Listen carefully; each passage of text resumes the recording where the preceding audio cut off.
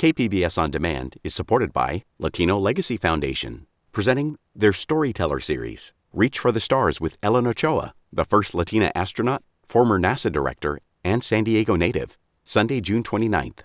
More at latinolegacyfoundation.org. Good morning, I'm Debbie Cruz. It's Friday, October 20th. A plan to keep some non-U.S. citizens out of ICE custody is vetoed. More on that next, but first, let's do the headlines. California Governor Gavin Newsom will spend today in Israel. He's the latest high-profile American to visit the U.S. ally. It's been nearly 2 weeks since Hamas militants carried out a deadly attack on southern Israel, followed by ongoing airstrikes by the Israel military on the Gaza Strip. Newsom's exact itinerary has not been announced. The governor's office says there are plans for California to send medical supplies to the region, including the Gaza Strip. America's newest senator says her time on Capitol Hill will be temporary. Yesterday, LaFonza Butler announced she will not run for the seat vacated by the death of Dianne Feinstein. It's already a crowded field with the 2024 race, which includes several prominent Democrats in Congress. Butler will continue to serve for about a year until a new senator takes office in January of 2025. It's a better situation for drivers in the county as gas prices cool off. AAA says the local average of a gallon of regular has dropped every day for the past 3 weeks. The drop coincides with a recent decision by Governor Newsom to allow oil refineries in California to switch to a less expensive winter blend ahead of schedule. The local average is now $5.67 after topping $6 earlier this month. From KPBS, you're listening to San Diego News Now. Stay with me for more of the local news you need.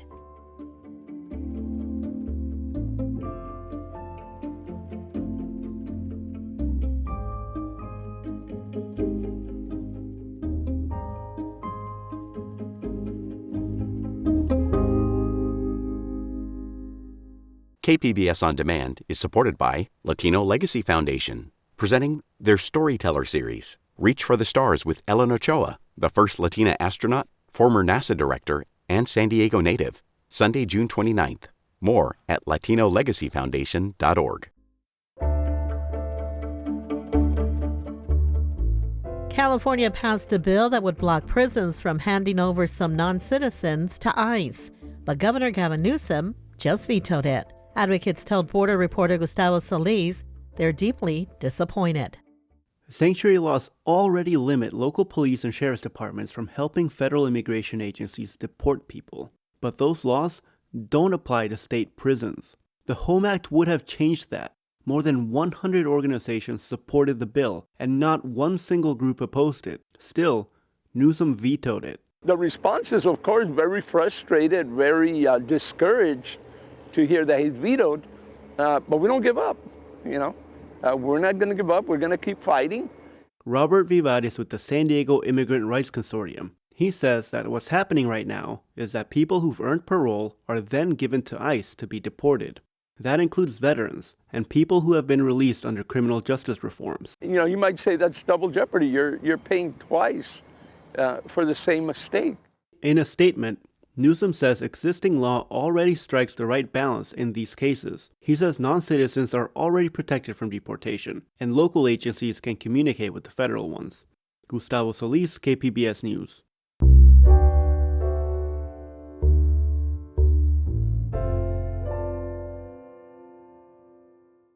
Cars can be a lifeline for people experiencing homelessness, but when nighttime comes, they face the challenge of finding a safe space.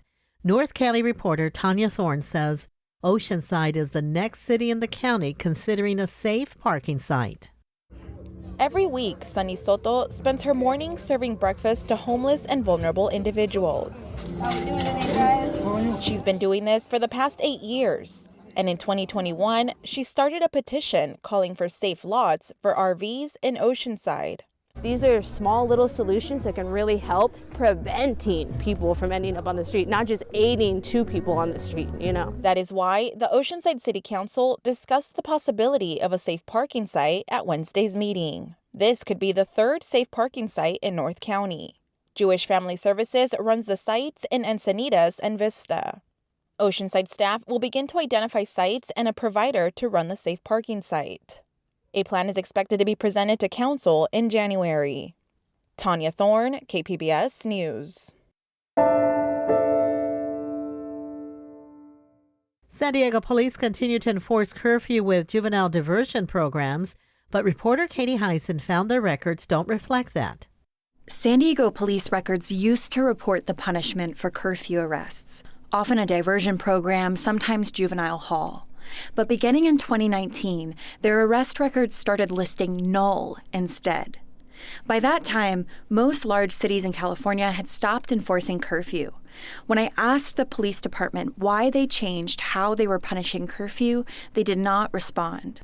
I reported a story about curfew in September, and Jill Edwards' fam heard it on the radio, while, she says, she was driving her son to his interview for a juvenile diversion program for being out after curfew. Fam reached out to me. I visited her at her home in the Allied Gardens neighborhood. I'd heard about curfew laws, but I did not realize that there was a punishment. Was that surprising to you? Absolutely, especially with this level of punishment. I think it's absurd. Police stopped her 15-year-old son, who was a passenger in a car out past 10 p.m. His father is Vietnamese, and Pham says the other boys in the car were not white. San Diego police overwhelmingly arrest Black and Latino youth for curfew. In 2022, they made up more than 3/4 of the arrests. SDPD did not respond to questions regarding curfew punishment records. Pham's son was sentenced to a diversion program in order to keep the arrest off his record. He has to attend 5 workshops on topics like decision-making and values, complete 10 hours of community service, and handwrite a 600-word essay. Pham says if he doesn't complete those requirements within 3 months, he can be referred back to the police department for a misdemeanor. And she says she will be issued an arrest warrant if she fails to appear in court. How does that feel as a... Horrifying. I think that the police are there to protect. I would not think that this level of punishment is appropriate for a 15-year-old child who is out after 10 p.m. What do you think would be appropriate? I think the police, if they find some, kids on the street and they say, okay, it's a bit late, I'll call your parents come and pick you up. The diversion program is in City Heights, and Pham and her husband both work full-time. She says organizing transportation is a burden. She thinks of the other families who may not have a car or may not be able to navigate the paperwork as easily. She says this has been her introduction to what it's like to grow up in America. When I was in Queensland in the 1980s, we were considered to be living under a police state. I think this was even worse than what we would have experienced. Mike Mail, senior researcher for the Center on Juvenile and Criminal Justice, calls curfew a very American policy and antiquated. I don't know why San Diego is creating crime here. Research overwhelmingly shows curfew is not effective at reducing crime, and Mails could not think of another city in California that still enforces it. In fact, he says, there's no particular approach to juveniles once they're arrested that's effective. The truth is, you really just don't want to be arresting people in the first place.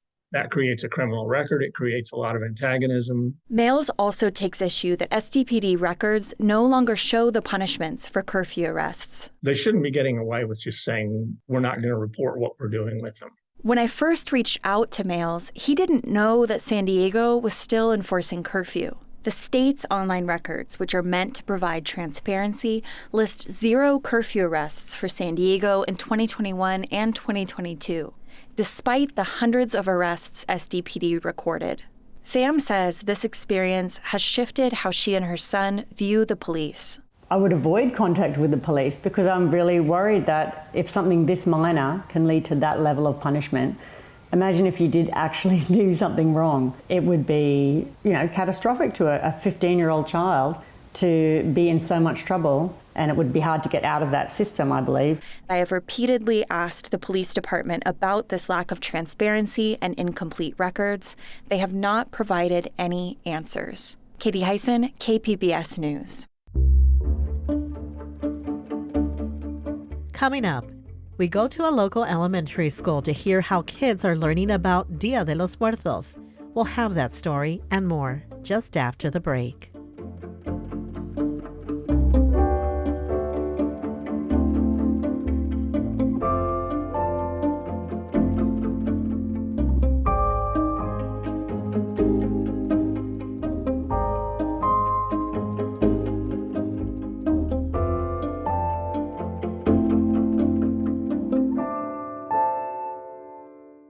KPBS On Demand is supported by the San Diego County Toyota dealers, presenting the new 2025 Camry with refined design and performance. Visit your local Toyota dealer to learn more about all the features the new 2025 Camry offers. The San Diego County Toyota dealers. We make it easy.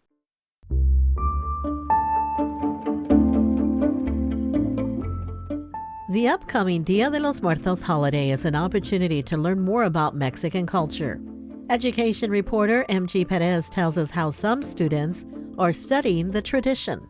November 2nd is celebrated around the world as the Day of the Dead. Dia de los Muertos is a traditional holiday honoring loved ones who have passed away.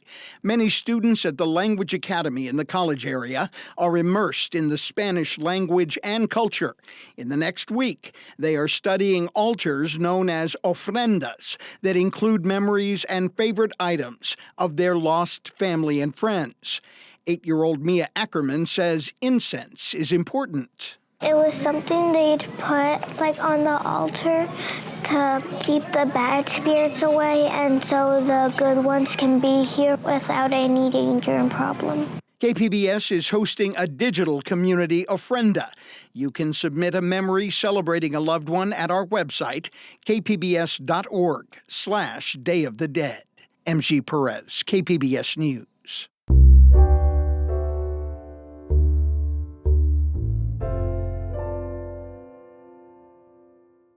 Errol Morris is a documentary filmmaker who has tackled topics as diverse as the pet burial industry and capital punishment.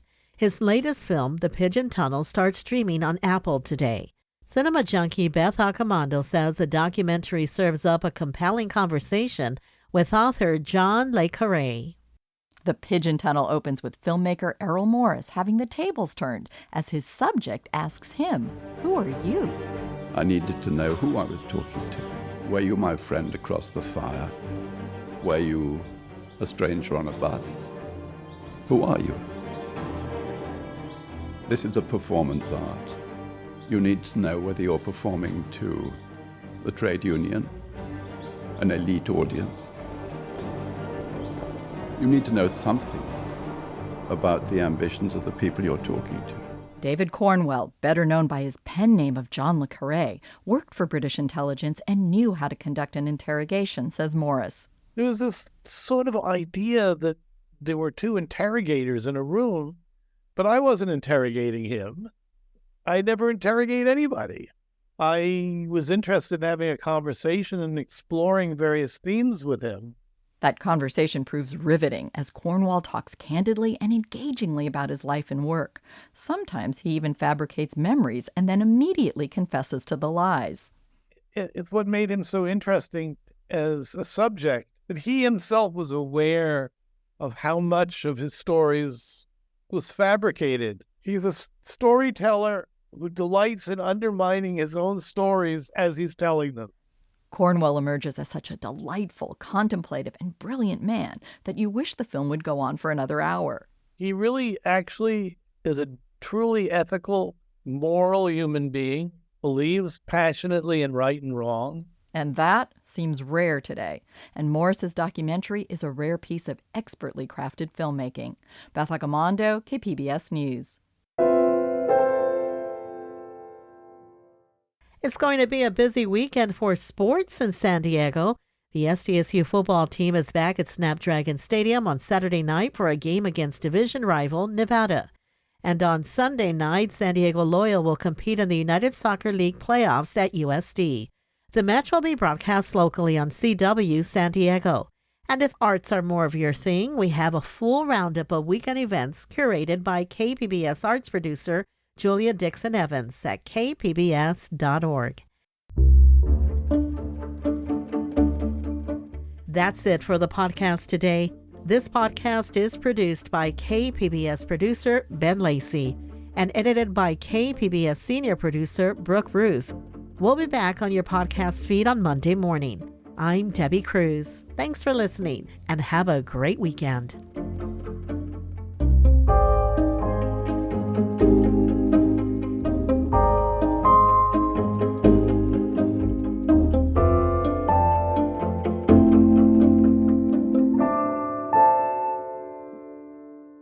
KPBS On Demand is supported by the San Diego County Toyota dealers, presenting a new 2025 Tundra designed to combine performance and comfort with up to 437 horsepower and 10-speed automatic transmission. See your Toyota dealer. The San Diego County Toyota dealers. We make it easy.